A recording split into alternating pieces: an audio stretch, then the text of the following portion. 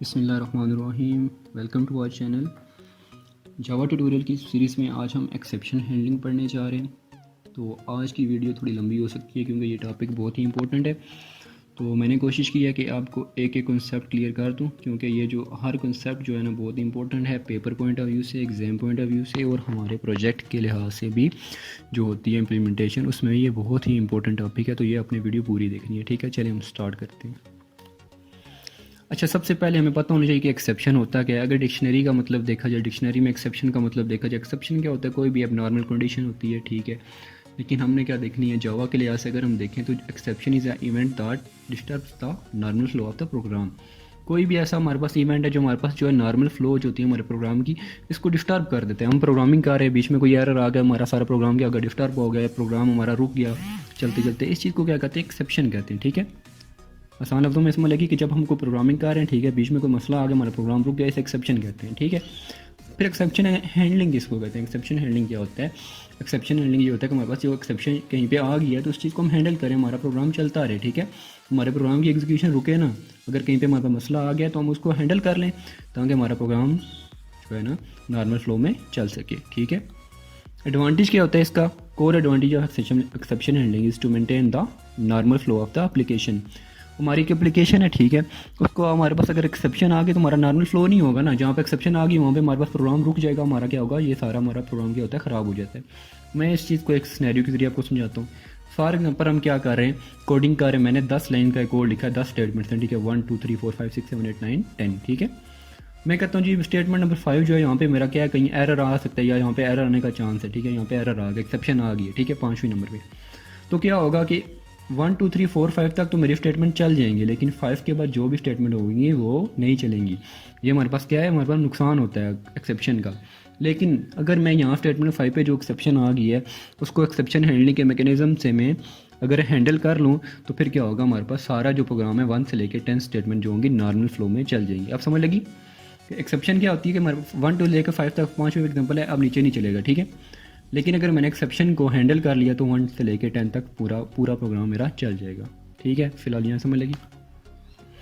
अच्छा जी, हमें पता है कि जावा क्या है, एक ऑब्जेक्ट ओरिएंटेड प्रोग्रामिंग लैंग्वेज है, ठीक है, ये बात हमें पता है। तो हमें पता है कि जो भी काम होता है क्लासेस के थ्रू होता है, ऑब्जेक्ट्स के थ्रू होता है। तो एक्सेप्शन में जो होती है ना वो किसी क्लास से ही इनहेरिट हुई होती है। हमारे पास जो मेन क्लास है वो Java dot language dot throwable की क्लास है। आपने ये कॉन्सेप्ट समझ लेना है, ये बहुत इंपॉर्टेंट कॉन्सेप्ट है कि जो हायरार्की की अगर हम देखें तो हमारे पास जो एक्सेप्शन है वो थ्रोएबल की क्लास से इनहेरिट हुई है, ठीक है। थ्रोएबल क्लास हमारे पास पेरेंट क्लास है, एक्सेप्शन क्लास हमारे पास क्या है, चाइल्ड क्लास है। थ्रोएबल क्लास के हमारे पास 2 चाइल्ड है, एक्सेप्शन और एरर, ठीक है। इसकी हायरार्की मैं आपको फिगर के थ्रू समझा देता हूँ, आपको ज़्यादा क्लियर हो जाएगा। ये चीज़ देखें जी, थ्रोएबल क्या है, हमारे पास पेरेंट की क्लास है, ठीक है, उसके नीचे एक्सेप्शन और एरर की 2 क्लासेज है। फिर एक्सेप्शन के नीचे 4 क्लासेज हैं, इनपुट आउटपुट एसक्यूएल। ये चीज़ें हम आगे हम डिटेल में देखेंगे। रन टाइम एक्सेप्शन के आगे भी फिर और इनहेरिट हो रही हैं। उसके बाद इंडेक्स ऑटो बाउंड से आगे भी 2 इनहेरिट हो रही हैं। एरर की हमारे पास 3 तरह के एरर हैं, ठीक है। अभी बस ये समझ लें कि हमारे पास क्या होता है कि मेन थ्रोएबल की क्लास होती है। एक्सेप्शन की क्लास किससे इनहेरिट हुई? अगर आपसे कोई पूछे एक्सेप्शन की क्लास किससे इनहेरिट हुई है तो आपने क्या करना है, थ्रोएबल की क्लास से एक्सेप्शन की क्लास इनहेरिट हुई है। फिर एक्सेप्शन की क्लास में डिफरेंट हमारे पास क्या आ जाती है, टाइप आ जाती है। ओके जी, मोस्ट इंपॉर्टेंट टॉपिक के जावा में जो टाइप होती हैं, एक्सेप्शन के जो टाइप हैं, 3 तरह की हमारे पास एक्सेप्शन को हमने डिवाइड कर दिया। जावा क्या करती है, जो एक्सेप्शन होती हैं उनको 3 टाइप्स में डिवाइड कर देती है। ये पेपर पॉइंट ऑफ व्यू से इंपॉर्टेंट टॉपिक है, ये कॉन्सेप्ट आप क्लियर कर लें, ठीक है।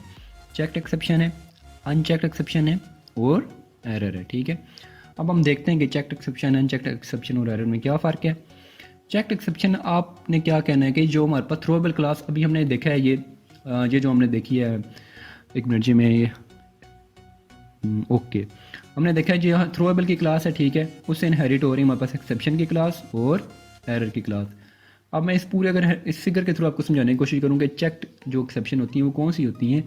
ये जो हमारे पास रन टाइम एक्सेप्शन है इसको छोड़ दें, और जो एरर वाला है, ठीक है, ये जो चीज़ है इसको भी अगर हम छोड़ दें, बाकी ये 3 हमारे पास जो बचती हैं ये किस में आती हैं, चेक्ड एक्सेप्शन में आती हैं, ठीक है। Input out exception, SQL exception और क्लास नॉट फाउंड एक्सेप्शन, ठीक है। ये बात क्लियर हुई? ओके, चलो आगे चलते हैं फिर हम। ठीक हो गया, हमें पता लग गया जी जो चेक्ड एक्सेप्शन होती है वो क्या होती है, हमने रन टाइम एक्सेप्शन को छोड़ देना है और एरर की क्लास को छोड़ देना है, बाकी जो भी बचेंगे वो चेक्ड एक्सेप्शन आएंगी, input exception, SQ exception etcetera. Checked exception और अनचेक्ड एक्सेप्शन में मेन फ़र्क क्या है कि जो चेक्ड एक्सेप्शन होती हैं वो कंपाइल टाइम पे चेक की जाती हैं, कि जो इसमें जो एक्सेप्शन एरर होता है जब हम प्रोग्राम को कंपाइल करते हैं ये उस टाइम पे हमारे पास एक्सेप्शन आती है, इसको हम कहते हैं चेक्ड एक्सेप्शन। ठीक है, इसकी टाइप मैंने आपको फिगर के थ्रू भी समझा दी है। अनचेक्ड एक्सेप्शन इसी का उलट है। ये क्या होती हैं, वो जो मैंने 3 क्लासें एरर की क्लास को छोड़ के और रन टाइम की क्लास को छोड़ के मैंने कहा था कि जो क्लास वो होती हैं चेक्ड एक्सेप्शन में, इसी तरह जो एरर की क्लास है और जो दूसरी क्लास हमारे पास बच के रन टाइम की क्लास, उसे क्या कहते हैं, अनचेक्ड एक्सेप्शन।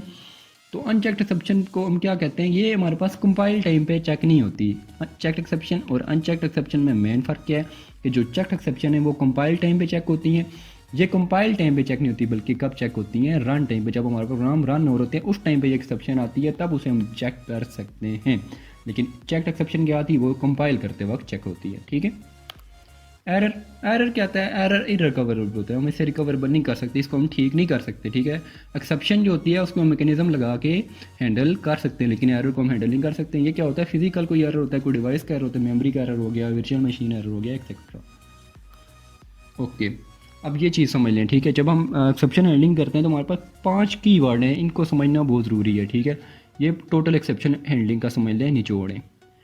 पहला वर्ड होता है हमारा ट्राई का। ट्राई का वर्ड हमारे पास एक ब्लॉक होता है। ठीक है, ट्राई हम लिखेंगे और ट्राई के आगे हम ब्रैकेट्स लगाएंगे, उसके अंदर हम वो कोड लिखेंगे जिधर हमारा एरर आ सकता है। ठीक है, तो ट्राई का कीवर्ड कब यूज़ होता है, जहाँ पे मैं समझता हूँ यार ये जो फायदा पर ये मैंने आपको पहले ये समझाया था। ठीक है, इस चीज़ को अगर हम देखें तो ये स्टेटमेंट 5 में हमारा क्या आ रहा है, एक्सेप्शन आ रही थी, तो मैं स्टेटमेंट 5 को किस में लिख दूंगा, ट्राई के अंदर लिख दूंगा। ठीक है, स्टेटमेंट 5 को मैं ट्राई के अंदर लिख दूंगा। ये बात समझ लगी। ट्राई का ब्लॉक क्या होता है, जिधर मुझे लगता है कि जिधर मुझे डाउट है कि यहाँ पे क्या हो सकता है, एक्सेप्शन आ सकती है, उस चीज़ को मैं किस में लिख दूंगा, ट्राई के ब्लॉक में लिख दूंगा। सिमिलरली अब नीचे दूसरा कीवर्ड जो है वो है हमारे पास कैच का कीवर्ड है। ठीक है, कैच क्या करता है, अब जहाँ पे एक्सेप्शन आ गई है उस एक्सेप्शन को हम हैंडल भी तो कहीं पे करेंगे। ट्राई में मेरी एक्सेप्शन आई, कैच क्या करेगा, उस एक्सेप्शन को हैंडल करेगा। ठीक है, ट्राई में हम वो कोड लिखेंगे जिसमें एक्सेप्शन आ सकती है, कैच में हम क्या लिख देंगे कि अगर एक्सेप्शन आ गई तो आपने क्या करना है जी, इसको हैंडल कैसे करना है। ठीक है, तीसरा हमारे पास फाइनली है।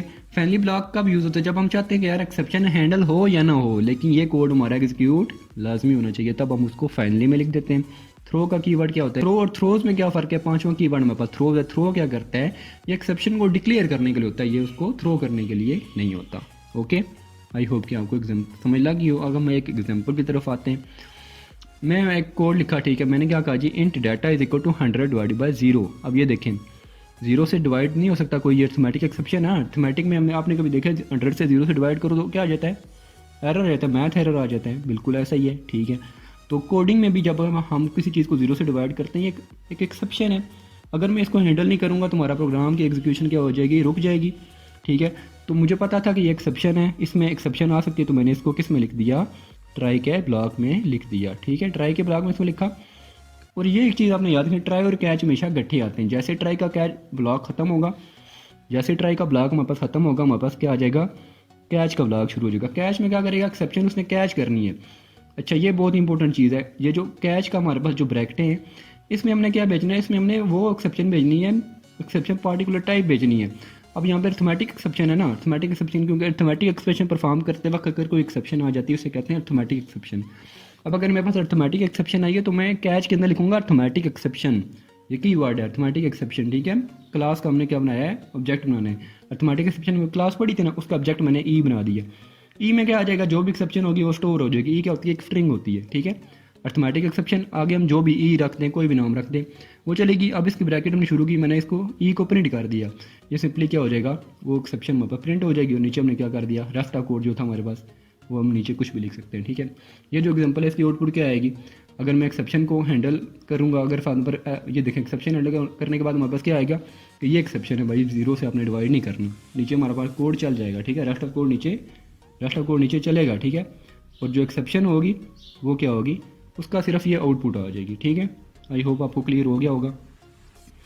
जहाँ पे आपको लगता है कि एक्सेप्शन आ सकती है उसको ट्राई के ब्लॉक में लिख दो, लिख दिया। ट्राई के ब्लॉक के बाद आपने कैच लिखना है कि अगर एक्सेप्शन आ गई तो ये करो। अब आपको ये भी पता होना चाहिए कि किस तरह की एक्सेप्शन है, अर्थमेटिक एक्सप्रेशन की है तो अर्थमेटिक एक्सेप्शन। आगे ऑब्जेक्ट बना दिया ई का, ऑब्जेक्ट में क्या होता है, वो एक्सेप्शन का एरर स्टोर होता है, उसको हमने कैच करके ये लिख दिया, तो वो हमारे एक्सेप्शन अगर आए तो ये चल जाएगा। और नीचे ये हमारा कोड क्या हो जाएगा, एग्जीक्यूट हो जाएगा। अगर मैं इसको ना करता तो ये नीचे वाला भी कोड एग्जीक्यूट ना होता और ये सारा हमारा प्रोग्राम डिस्टर्ब हो जाता। ठीक है, अब आपको मैं कुछ सिनेरियो बता दूँ जहाँ पे आपने एक्सेप्शन हैंडलिंग कर लेनी है, क्योंकि मैंने आपको कुछ टाइप्स बताई हैं, मैं आपको 2-3 केसेस बता देता हूँ। ठीक है, जहाँ पे आप एक्सेप्शन हैंडलिंग कर सकते हो। पहला मैंने आपको ये बता दिया अर्थमेटिक एक्सेप्शन वाला, कि अगर 0 से डिवाइड करें तो ये क्या होती है, अर्थमेटिक एक्सेप्शन होती है। ठीक है, ट्राई कैच में लिख के आप कर सकते हैं। नल पॉइंटर एक्सेप्शन, ये चीज़ समझ लें, क्योंकि हमने एक्सेप्शन की क्या देखी है, बहुत सी क्लासेस देखी हैं। एक हमारे पास क्या आ गई, नल पॉइंटर एक्सेप्शन आ गई। नल पॉइंटर एक्सेप्शन क्या होती है, मैंने फॉर एग्जाम्पल कोई वेरिएबल डिक्लेयर किया, उसमें मैंने कोई वैल्यू नहीं रखी, वैसे ही मैंने उसको प्रिंट कर दिया। कोई वेरिएबल मैंने डिक्लेयर किया, उसमें वैल्यू कुछ थी नहीं, तो उसमें प्रिंट क्या होगा, तो इसे कहते हैं null value, null pointer exception. Example देख लें, मैंने एक स्ट्रिंग डिक्लेयर किया S is equal to null, मैंने उसमें कुछ नहीं लिखा, एस इक्वल नल है, लेकिन मैं उसे प्रिंट करूँगा एस डॉट लेंथ। देखिए अब स्ट्रिंग में तो कुछ है नहीं, तो इसकी लेंथ क्या होगी, इसकी लेंथ क्या होगी, इसमें एरर आ जाएगी क्योंकि इसमें कुछ है नहीं, तो लेंथ किस चीज़ की कैलकुलेट करें, तो ये हमारे पास एक्सेप्शन है, इसको हैंडल हम करेंगे नल पॉइंटर एक्सेप्शन थ्रू। ये आपने रन करके देखना है, ये आपने ये कोड लिखना है ट्राई के अंदर, और कैच में आपने क्या भेजनी है, कैच में आपने किसका आप ऑब्जेक्ट बनाना है, नल पॉइंटर एक्सेप्शन ई लिखना है, नीचे आपने system dot out dot println e कर देना। एक और सिनेरियो हम देखते हैं कि जब नंबर फॉर्मेट एक्सेप्शन आती है। ठीक है, कि ये एक्सेप्शन हम कब यूज़ करेंगे। अब ये देखें जी, फॉर नंबर मैंने क्या किया, स्ट्रिंग, ये क्या होता है कि हम किसी जो होते हैं किसी इंटीजर में हम कोई और वैल्यू हम स्टोर करने लगे। ठीक है, मतलब कि था इंटीजर, वैल्यू में उसमें कर रहा हूँ स्ट्रिंग। ठीक है, फॉर एग्जाम्पल ये देखें, एक स्ट्रिंग मैंने डिक्लेयर किया S is equal to ABC। अब हमें पता है कि स्ट्रिंग को इंटीजर में हम कन्वर्ट कर सकते हैं इंटीजर डॉट पार्स इंट के फंक्शन से। ठीक है, ये भी आप ये समझ लें कि इंटीजर डॉट पार्स इंट का फंक्शन क्या है, कि मैं इस इंटीजर को कन्वर्ट कर सकता हूँ, किसी स्ट्रिंग को मैं इंटीजर में कन्वर्ट कर सकता हूँ। इंटीजर डॉट पार्स इंट होता है, किसी स्ट्रिंग को इंटीजर में कन्वर्ट करने के लिए बीच में वो स्ट्रिंग जाती है। अब यहाँ पे चीज़ नोट करने वाली है, स्ट्रिंग में मेरे पास पड़ा हुआ है ABC, मेरे पास कोई नंबर तो नहीं पड़ा हुआ ना, इंटीजर क्या स्टोर करता है नंबर, लेकिन स्ट्रिंग में पड़ा हुआ है ABC, तो ये इसको इंटीजर कन्वर्ट तो करेगा, लेकिन आई में तो वैल्यू कौन सी स्टोर होनी चाहिए, न्यूमेरिक वैल्यू, लेकिन ये क्या है, ये हमारे पास क्या है, अल्फ़ाबेट है, या हमारे पास स्ट्रिंग है, तो आई में इंटीजर में तो स्ट्रिंग स्टोर नहीं हो सकती। अगर मेरे पास स्ट्रिंग एस फॉर एग्जाम्पल होता है, S is equal to double quotes में मेरे पास स्ट्रिंग है 1 2 3, तो फिर यहाँ पे चला जाता है, क्योंकि 1 2 3 क्या था, इंटीजर था, लेकिन यहाँ पे फॉर्मेट हमारा गलत हो गया, ABC, तो आई में स्टोर नहीं हो सकता इंटीजर में, तो तब हम ये वाली एक्सेप्शन थ्रो करेंगे। एक और सिनेरियो में आपको बता देता हूँ क्या है, जहाँ पे अरे इंडेक्स आउट ऑफ बाउंड की एक्सेप्शन आती है। ठीक है, ये एक और क्लास है। ठीक है, अरे इंडेक्स आउट ऑफ बाउंड, इसकी एक्सेप्शन कब आ सकती है, मैंने फॉर नंबर जब मैं एक अरे बनाता हूँ, मैंने फॉर नंबर अरे बनाई है 10 साइज़ की। ठीक है, और मैं प्रिंट करा रहा हूँ 12वां नंबर, 12वें नंबर वाला तो प्रिंट नहीं होगा। एग्जाम्पल देखते हैं, मैंने इंटीजर टाइप की अरे बनाई। ठीक है, साइज़ मैंने 5 रखा, नीचे मैंने लिख दिया A of 10 is equal to 50, मैं अरे के 10वीं पोजीशन पे 50 इनिशलाइज कर रहा हूँ। हालांकि मैंने अरे बनाई थी 5 साइज़ की, ये 0 से लेकर 4 तक हो सकती है, लेकिन 10 पे नहीं हो सकती, तो ये अरे इंडेक्स आउट ऑफ बाउंड है। ठीक है, मैं उम्मीद करता हूँ कि आपको ये क्या है समझ आया होगा, इसकी आपने प्रैक्टिस भी करनी है। नेक्स्ट लेक्चर में हम क्या देखेंगे, इस पर कोई प्रोग्राम करके देख लेंगे। ठीक है, ओके, एक्सेप्शन की आपके ये आपको कुछ मैंने सिनेरियो भी बता दिए। चलें ठीक है, नेक्स्ट वीडियो में मिलते हैं, अपना बहुत ख्याल रखिएगा।